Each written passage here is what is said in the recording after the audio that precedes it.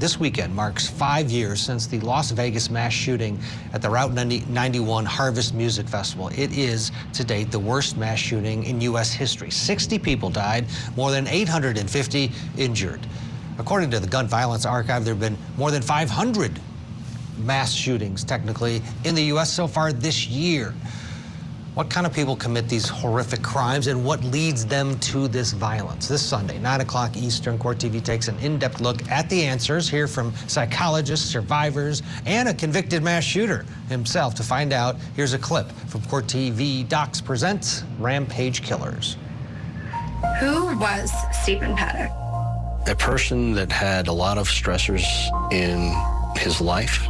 His father was a former FBI top 10 fugitive, and I think that growing up in a household that he did, with the type of stressors that he did have, that did play a part in wanting to attain a certain amount of infamy. And so therefore he was going to go out on his terms, which involved killing these people and taking his own life.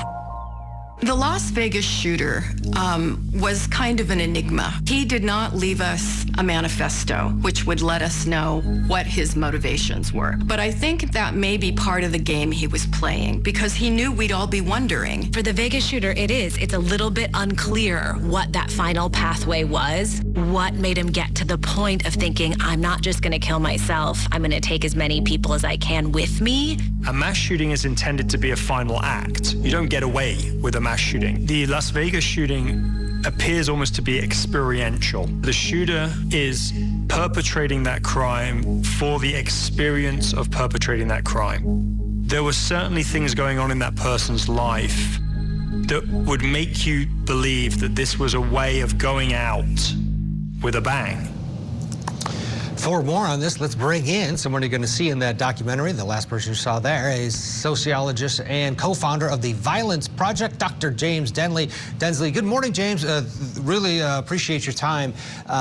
In this documentary, we go into it, you help us go into the different classifications. You go from, Paddock, who just seems to be mass shooter, as many people as he can get.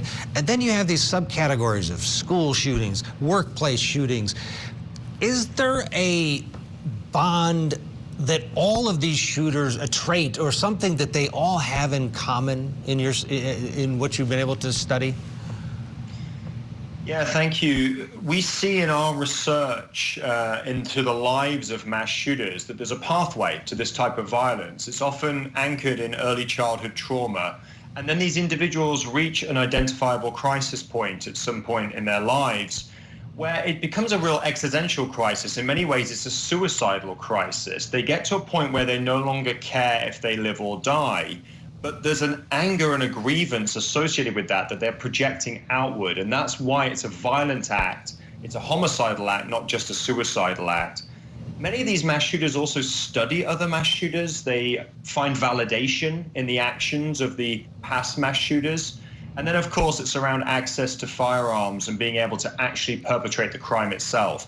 But that common through line is there. And the crisis point is the key, because that for us is the moment for intervention, where if we could spot it, see the warning signs, perhaps we could prevent this crime from ever happening.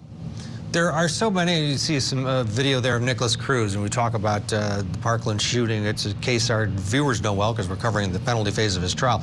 And I know you and others say this was one that had all of the markers. However, unless everyone knows of the other things that are going on, that's when it falls through the cracks. And Nicholas Cruz was a good example of that, was he not? Yeah, that's very true. There were a lot of warning signs in this case. The shooter himself was talking about this type of a crime on social media. He had that traumatic crisis point in his life, which was, the death of a family member. He had that traumatic early childhood as well that we were describing.